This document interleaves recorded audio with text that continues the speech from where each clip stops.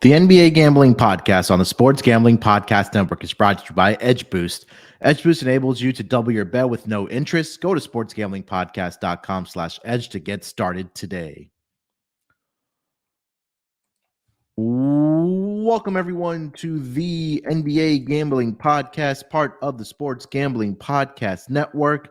It is Thursday, June the 1st.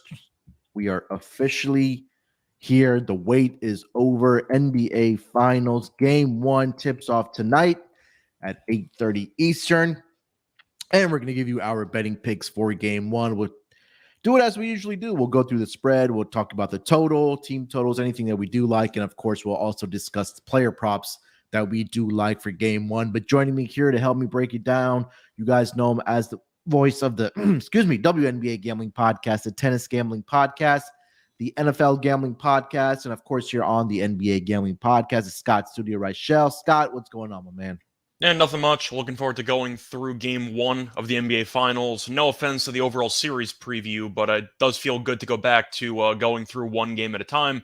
Looking forward to it. It is a rare NBA Finals where I'm kind of satisfied if either team win, because I like Jimmy Butler and I like Nikola Jokic, so whoever ends up getting their first title, I'll be pretty happy about it. But in general, looking forward to the final. Should be fun. Yeah, it definitely is better, or I do prefer, I'm with you, just going game by game and, breaking it down, whether it's spread, total, and player props, but it's always a good time. And also joining us here, he's ready. It's NBA Finals, Delonte. Delonte, what's going on, my man? How you doing? Man, doing pretty good. I'm glad we get some basketball. Tired of doing all the breaking down and the analysis, looking at numbers. So just ready to get some actual quality basketball that we can break down and learn from. So, yeah, looking forward to it, man.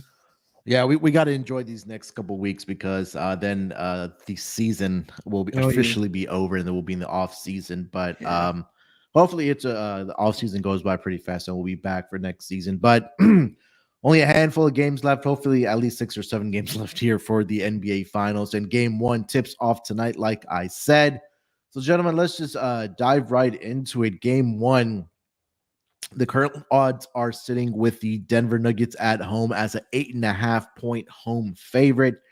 Total is sitting at 219. Delonte, lead us off, man. Denver Nuggets minus 8.5 at home. What are you thinking about the spread? Yeah, so I like Denver.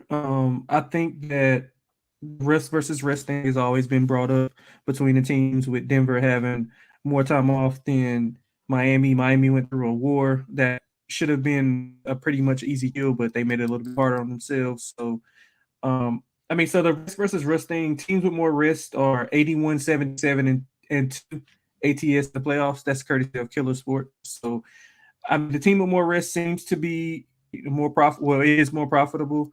And I guess you got to throw in depending on the opponent and finals matchup. But although still the numbers are the numbers, and I think Denver can get it done here. They were saying all the right things about intensity in practice and being conditioned, so they can come out with not much rust. So I'm guessing that they come out a little bit more offensively driven.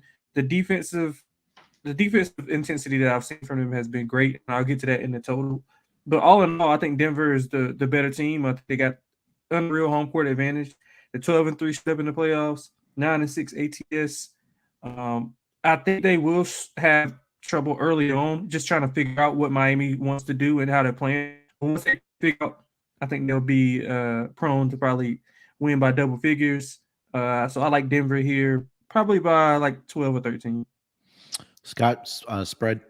I'm on the same page here. I think Denver wins by double digits. I think that the number I was looking for was in between 12 and 15. So I feel like that's kind of where Delonte and I are on the same page. But I am going to go with Denver because, one, of the rest advantage, I got to mention it. I also do feel like Miami's still banged up. I know that, of course, they dominated in game 7, but it felt like physically they kind of crawled to the finish line. Butler might have tweaked something in the middle of game 7. Vincent has played the last couple of games. He hasn't looked very good, but he's been playing, so I wonder how compromised he is with his injury. It just feels to me that Denver is the much deeper team, at least in terms of size. I do think that they have a lot of front court depth that Miami really doesn't have. And the point is, if Miami is going to struggle with Bam getting into foul trouble, no offense to Kevin Love, but I don't think that he's going to be able to stop Jokic, no offense. So I just think that Denver's going to kill them on the glass. We saw it a couple of times in the Boston series. Mostly not the case because Boston went smaller, which is why I thought Robert Williams should have played more. It was because Miami couldn't stop him in the paint. But Boston went smaller. The Knicks had a couple of games there where Mitchell Robinson rebounded very well, and the Knicks killed them on the glass. And we saw Milwaukee have a couple of games where they killed them on the glass. I think Denver really should dominate the rebounding battle in the series, and I think that's going to be the case in game 1. But Miami, I understand how great of a story it's been. Once again, I push back and say that I do think a lot of the teams they faced in the Eastern Conference were mentally fragile. No insult to Miami, just acknowledging there were some flaws with the teams that they ended up beating. And I do think Denver is mentally tougher than Milwaukee and Boston. So in other words, if Miami goes down double digits again, do I think Denver's going to blow it? The answer is no. I have more faith in Denver to hold the lead than Milwaukee or Boston. So I do think Denver gets up double digits. I think they hold on, and I think they win this game by 12 to 15. I think it might be competitive for maybe a little while, but I do think Denver at some point blows it open. Jokic goes nuts. Maybe the guys hit some threes. It's really tough for me to fade a team that's undefeated at home entering the NBA Finals. I think Denver wins this game comfortably. I've been kind of on the fence about what side I want to take here. I think you have Miami in 6, so that's why I feel like it's trickier for you. Yeah, so I mean, look, Miami came out and played well in all 3 game 1s so far in the playoffs. They took care of business against Milwaukee. They came out and punched them in the mouth. I think it was a short turnaround in that game as well for them. And I know I think that was the game 1 where Giannis got hurt for the Milwaukee Bucks. They did it against the New York Knicks, and they did it against the Boston Celtics as well. So I think early on is where I probably want to take a look at Heat, maybe first half, thinking that rest over rust factor kind of plays in for Denver, that it may take Denver, a little bit, and then they kind of break it open in the second half, and that's where they kind of pull away. I'll go with Miami. I'll be contrarian. I think that I agree with everything you guys are saying, but I have faith in this Miami Heat team. They just find ways to, get down double digits. Scott, you talked about this a lot, that they have to get down double digits, at least by 10 points, and then they make their comeback from that point. But for me, I'll take Heat first half here as well. Just thinking that, Denver may have a little bit of rust. It may take a little while for their shots to fall, where Miami, they're dealing with the injuries, and they only had 2 games off here in between Sunday about 2.5 days off in between games. So I think that Miami keeps it competitive early on, whether it's first quarter or first half, and then eventually second half, maybe that's when we see Denver, hey, okay, the rust is off now. We were off for about 10 plus days, and then they'd start pulling away at that point. So I think my more favorite play in this game is going to be Heat in the first half to cover the number. Would I be surprised if they cover the full game number? No, because like I mentioned, they don't give up unless they're down by 15 or 20 points with about 5 minutes left. And maybe Eric Spoelstra empties the bench at that point and says, okay, let's just get ready for game 2, try to steal that, and then get back to Miami, and we'll see what happens at that point. But I do think Miami is going to win one of these 2 games. I think a lot of people are thinking it's going to be game 2 just because of the short turnaround for the Miami Heat. And then altitude also plays a factor as well, right? I think we saw that with the Lakers, where they were competitive early on in game 1, and then Denver eventually pulled away in the second half against the Lakers. So I'll take Miami first half here. Getting over to the total, guys, it's sitting at 219 right now. Scott, lead us off on the total. What are you thinking about that? I'm really on the fence on this one because if Denver does win comfortably, then either Miami no-shows the game offensively or Denver just goes crazy offensively and the game ends up going over. I think I'm going to lean under. I don't feel great about it either way, but I think I'm going to lean under, hoping Miami maybe throws Denver off for a couple of stretches with some unique defensive looks, and Miami might just have exhausted legs. So I do think that I'm going to lean under. I really don't feel great about it. The total's probably my least favorite play in the entire game because it could go either way. I'm going to lean under and assume that Miami's tired legs carry this under, but I really don't have a great feel of it one way or another. Okay. Delonte, what do you got? Yeah, I love the under. Unders are 15-10-1 over the last 26 finals games. Denver's defense has been exceptionally well. They've held opponents to 103 points per game inside Denver. And they've also held the teams under 110 points in 6 of the 8 games that they played at home. So I think their defense is just complementary of their offense. I think their offense is the best unit on the floor. I just don't trust Miami's offense to be able to score enough to keep up with them. And like Munaf, like you said, I think the Heat come out. They might be, just running off adrenaline, and they might outplay them early on. So it could be a back and forth, slow down effect. I'm not sure they want to get in a track meet with Denver. So I think that will play into favor with the under. And it's kind of like a filling out process. I guess like in the Super Bowl, we see teams that come out and, run the ball, be conservative. I think we see a lot of that in game one. And then in the second half, I think Denver pulls away. So I like the under. I think Denver's defense can prevail. And like you said, if it gets out of hand early, they get 15, 16, I'm pretty sure it's will pull those guys. So I like the under a lot. If you aren't a fan of that, I would probably lean more so to the Heat team total under. I just don't trust their offense against Denver's defense, which has been pretty good in the playoffs so far. Well, I do want to ask you, since the total kind of segues into a question that I have for both of you. When you're looking at how Miami succeeded against Boston, they were pretty good in transition because Boston's transition defense was pretty underwhelming, and we know Denver wants to push the ball the entire game. If you're Miami, I know you don't want to get into a track meet against Denver, but you also probably don't want to get into a half-court battle against Jokic. What do you think Miami prefers? Are they going to try to run, or are they going to try to slow it down? I think that we saw against Milwaukee that they were very successful pushing the pace, right? Mm-hmm. And that was what one of the adjustments that Miami and Eric Spoelstra made. They played with a lot of pace. I mean, you kind of go back and look at the final scores in some of those games in round one against Milwaukee. I mean, they put up 130, 122, 121, 119, 128. So I think they're comfortable either way. I personally love the over in this game. I think that's why I was asking, because if Miami wants to push the pace, it's going to go over. Yeah. So, and again, we've seen Mike Malone and Denver Nuggets throughout the regular season. Even in the playoffs, they like pushing the pace. So I think we're going to see pace in this game. I think that early on in series is where I like to play my overs, because especially in game ones where it's kind of a feel it out type of process. And then as the series progresses, you'll see the defensive adjustments being made by both head coaches, by Mike Malone and Eric Spoelstra. So,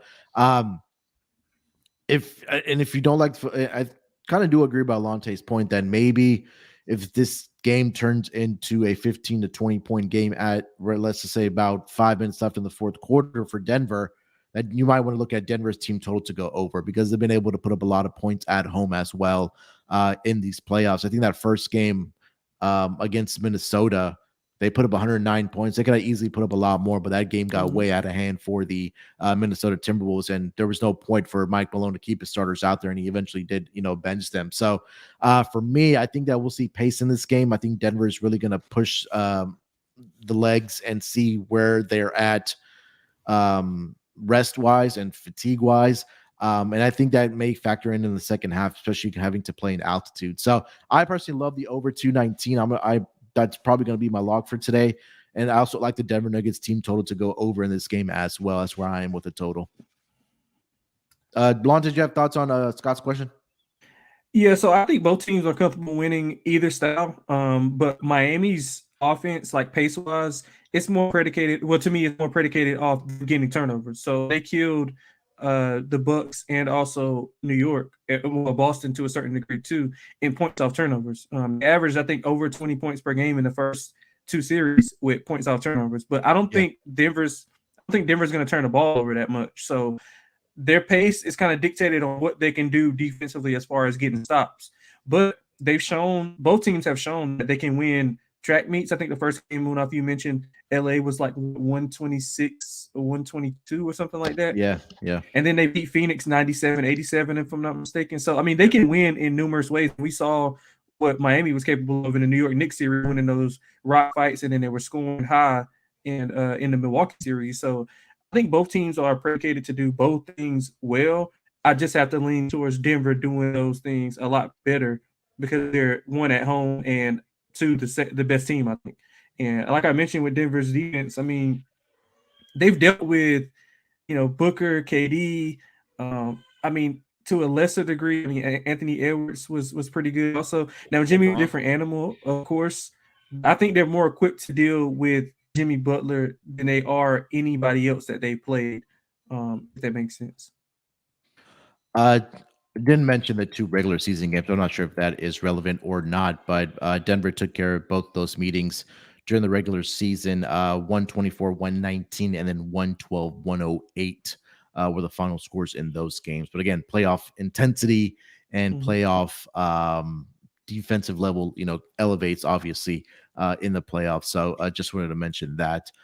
Before we get over to player props in this game, let me tell everyone about Edge Boost. This episode is supported by Edge Boost. Edge Boost is the world's first bet now, pay later Visa card. Edge currently offers up to $2,500 in betting advances, which can be extremely valuable tool. Imagine what you can do with an increased bankroll. Get down on some of your favorite futures without tying up your bankroll for months. Double down on a favorite bet you like, or even use it to create an awesome middle or even a hedge opportunity. If you're holding that Denver Nuggets futures NBA championship ticket, or even a Miami one, and you need you want to hedge it to guarantee yourself some profit, Edge Boost is there to help you out. Edge Boost isn't some sleazy loan shark, as they charge 0% interest. Do you know of a way you can access more money to place your favorite bets without paying any interest? I haven't come across that. Support SGPN and grow your bankroll by going to sportsgamblingpodcast.com/edge to sign up. That's sportsgamblingpodcast.com/edge. Must be 21 years or older to use. Problem gambling, call 1-800-GAMBLER. All right, guys, let's get into player props here for game 1 of the NBA Finals. Delonte, why don't you lead us off with your player props, my man? What do you got? Yeah, so I one of my favorite ones throughout is I'm gonna be on it throughout the entire series. I got a future bet on it. Well, I guess a series long bet. Duncan Robinson over 1.5 threes made. I mentioned yesterday he's over in 11 of his 17 playoff games in his run. In the games he didn't go over, his minutes were pretty low. So, I mean, you can kind of see he was playing like 6 minutes, 11 minutes, 12 minutes. So it's hard to get the volume up. But he's 48.3% over the last 7 games from 3. I think the emphasis will be on stopping the dribble drives from Lowry when he's in there, from Vincent. So I think that they'll be more prone to shoot threes off handoffs. So I think Duncan's a perfect player to do that. So I like him over 1.5 threes. Probably can ladder it up and get some plus money if you do 3+. So I wouldn't be shy away from that. So that's one of my favorite plays on the board. I like Bruce Brown over 11.5 points. I think his role will be pretty much expanded. I mean, he's playing a ton of minutes, but if you notice, like the Miami Heat, they have, Vincent, they have Strus, they have Lowry, they have these guys on the perimeter. And I think that Bruce Brown is going to have to be more key as far as from a defensive aspect, because you don't want Jamal Murray running around all day on all 3 of those guys. So I think he'll be implemented a lot more, especially with the second unit. I think he has the ability to score. He's attacking. He hasn't been shooting that well, and he still went over this number in 3 of the 4 games against Los Angeles. So, I mean, the bench unit for Miami is their weak link, as we all know. So I think he'll have success there, and when he's implemented with the starters in that like second quarter to fourth quarter window, usually when he plays with the starters. So I think a shot will fall tonight. I think he'll get over this 11.5. All right. Scott, what do you got? So I'm going to start off with the basic one for the superstar players here. I'm taking Jokic over an assist or triple-double or whatever you want to take. It's game 1. I think Jokic has a great performance here.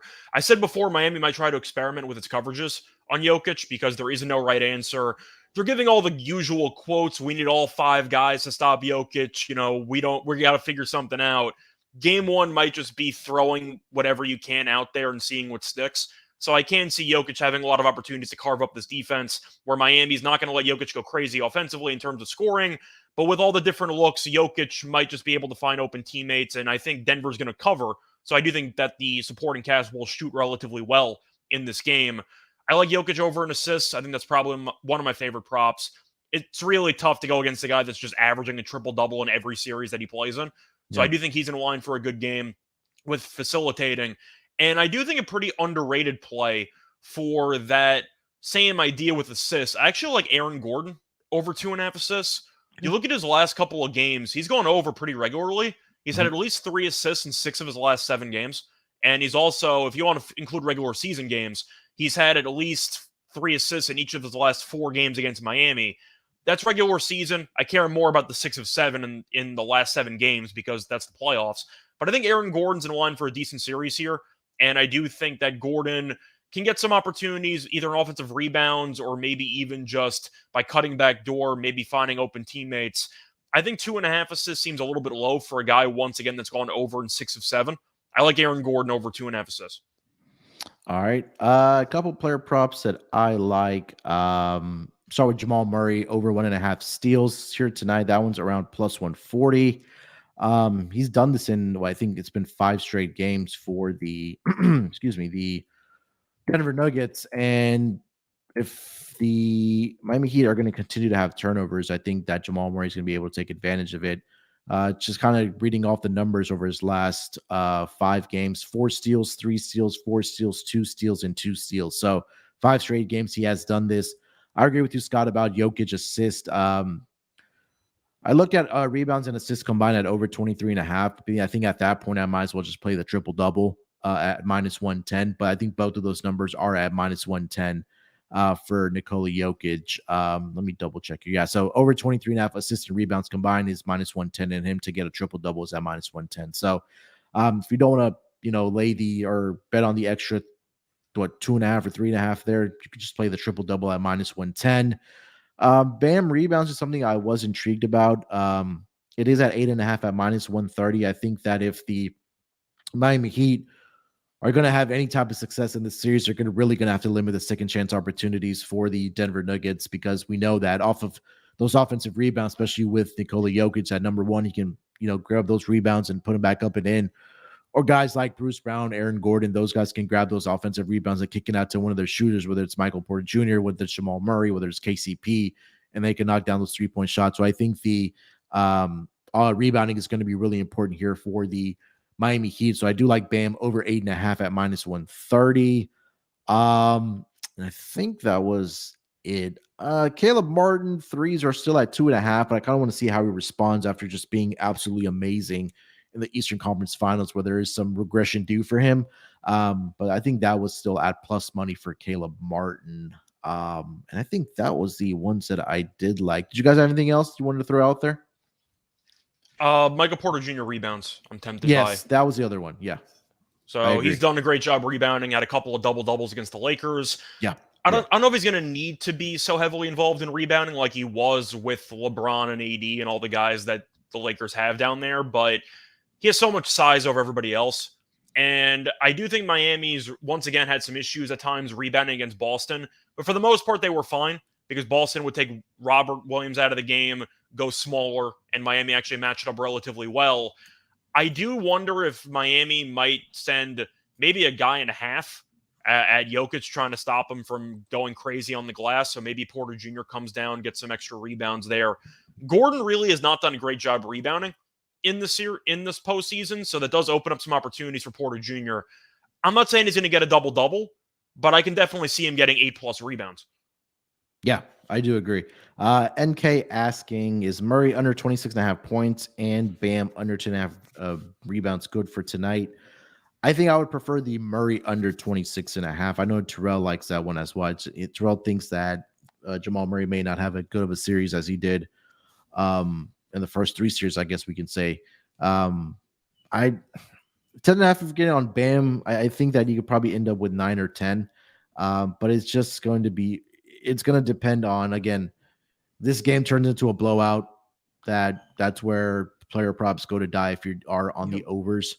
Yep. But I think I think from those two, I would probably go with the under on Murray. You guys have any thoughts on those two player props? I kind of like Um, both unders, but the okay. Bam under I am tempted by because I'm just expecting him to end up in foul trouble in the first 5 minutes of this game. Like, I don't know how he's supposed to. I said Miami's going to try to experiment. Will they leave him on an island for maybe the first 2 minutes and let him get up? Maybe. I don't know. The point is they might just see, whatever works out and whatever doesn't, they'll live with the consequences. But I see Bam being in foul trouble in this game throughout, so I'd probably lean to Bam under. Murray, I do think that number's a bit high, but the argument is, maybe he can have himself a great game. Miami historically has done a good job of defending him. So I kind of like the under on both, but the foul trouble is really the concern with me for Bam. Do you think he stays on the court? Because I feel like Jokic is going to put him in the blender the entire game. I think that's one of the more intriguing matchups. I'm interested to see what Eric Spoelstra does. Obviously, I think Bam is going to start on Jokic. We'll just see how well he is able to defend him because he hasn't had a lot of success in his career guarding Jokic, especially this season. So that's something I'm going to keep my eye on as we see game one and what the defensive plan is going to be for Eric Spoelstra and the Miami Heat as far as your Joker goes. Delonte, thoughts on that? Yeah, I mean, I know it's a cop-out, but it's kind of depending on how they're calling. If they're letting stuff go, and he'll probably stay on the court. I personally think that Spoelstra is going to mix in a lot of zone and like matchup zone, and probably play more Kevin Love on Joker and get help from like opposite sides. So, I mean, I like Bam in the series. I think he's going to have the ball in his hand a lot on offense because if Joker's his primary defender, then they want to put Joker in a lot of pick and rolls and make him work on defense rather than just sitting back in the paint, playing free safety. So I'm a fan of him in this series. I would probably lean more so to the under on Murray because I really don't think he has to go nuclear for the win. I think he can be pretty average, 21, 22 points, and they still have a great shot of winning by double digits because they have so much firepower offensively. So, yeah, I would lean to under on Murray, and I see a world where Bam can get 10 rebounds. I see a world where he can get like 15. It just depends. So I probably would more so lean towards the under for a play, under on 26.5 for Jamal Murray. All right. You guys have anything else? Reggie pointing out over half a block for Jokic. Yeah, I mean, I can get behind that. It's just him getting one block. Don't hate that. All right, guys, before we get into our lock and dog for game one, let me remind everybody about the two contests that are happening on the SGPN app. That's going to be the NBA Finals contest and also the Stanley Cup. NBA Finals tips off tonight, so make sure to get into the NBA Finals contest. Stanley Cup doesn't go till Saturday, I believe, so you do have time. But again, don't waste time. Get into both of those contests. They're both free to enter, but they're exclusively on the SGPN app. So go to your Google Play Store or the App Store, wherever you find your apps.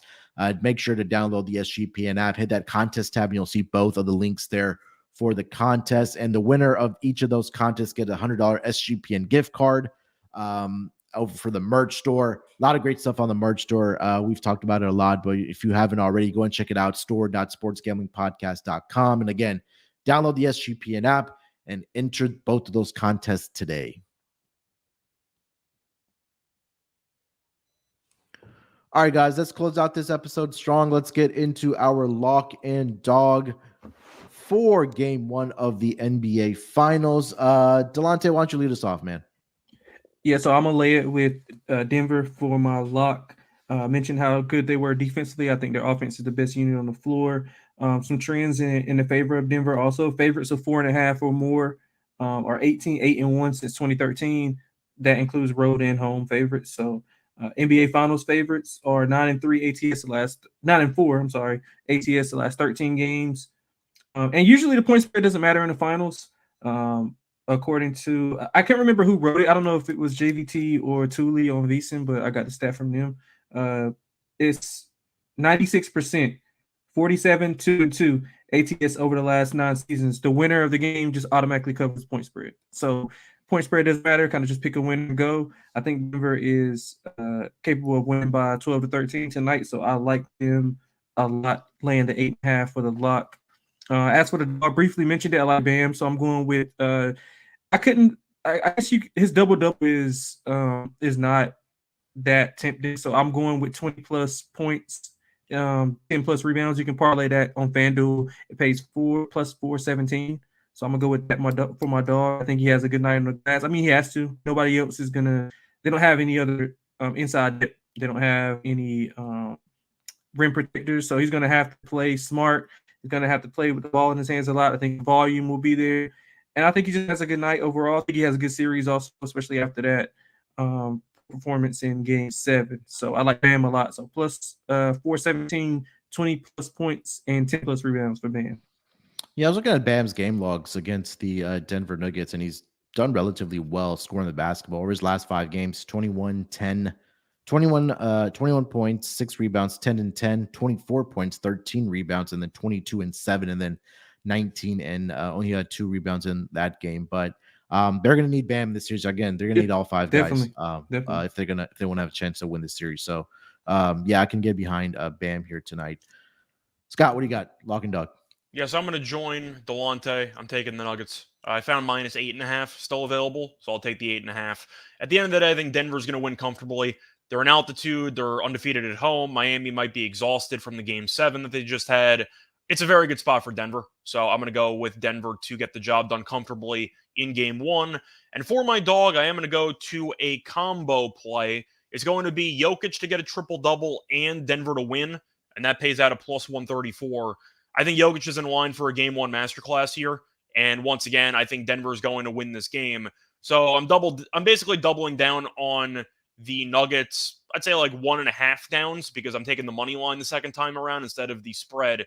But I think Jokic has a triple-double. And technically, I can't take that as a dog because it's -105. So give me that with Denver to win the game at plus 134.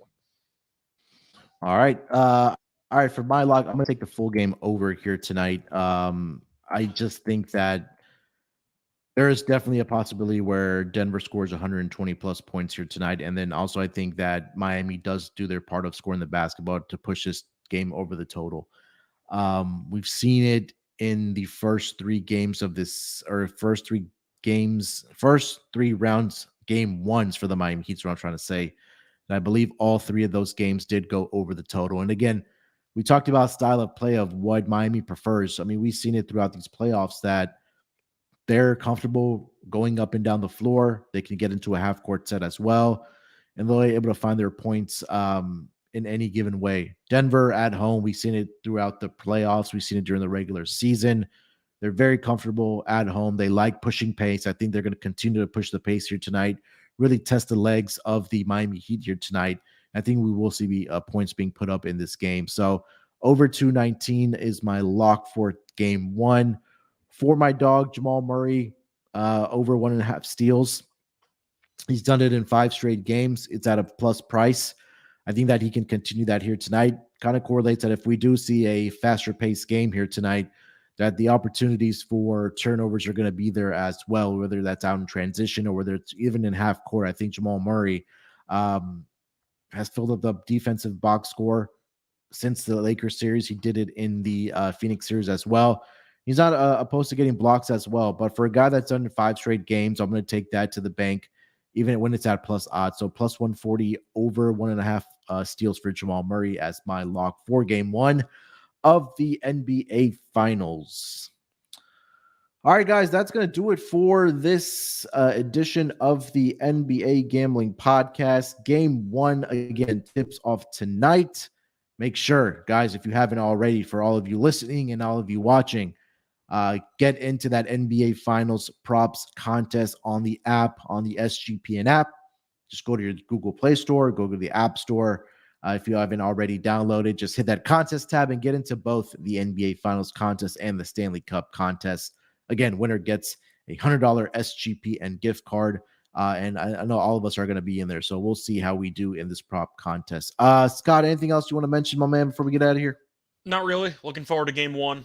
Should be fun. It feels good having, once again, 2 really, really fun players to root for against each other in the NBA Finals. So I'm looking forward to the series. Also, you have 2 good coaches with Malone against Spoelstra. So I'm looking forward to the series. Should be fun. Lante, anything else? Yeah, man, I'm along with Scott. I don't think the championship could go to two better players, especially the Heat organization as a whole. So I'm like happy with the result regardless, but as long as I win a little bit of money on the side. But yeah, couldn't agree more with Scott. Looking forward to the series, specifically game one, to see what we can take away from it. Over under 2.5 camera appearances by Pat Riley in game one. I'll go 5. under. I'll go over. You think 5? I don't know. 5. It might be correlated because I don't think they're going to show him when Denver's up 15. So it might be that's fair. correlated, but That's fair. That's a fair point. All right, guys. We'll be back sometime over the weekend to handicap game 2. So definitely, again, if you're not following the Twitter account for us, go ahead and do so. Follow us at SGPN NBA. And if you haven't already subscribed to the YouTube channel here for the NBA Gambling Podcast, go ahead and subscribe. You'll know when we're going live, not only for the NBA playoffs, but all throughout the offseason. Make sure to follow Delonte on Twitter at XXLanteXX. Follow Scott on Twitter at Show Radio. You can follow me on Twitter at SportsNerd824. Enjoy the game tonight, game 1. Let's make some money. Let's break these books off and let it ride.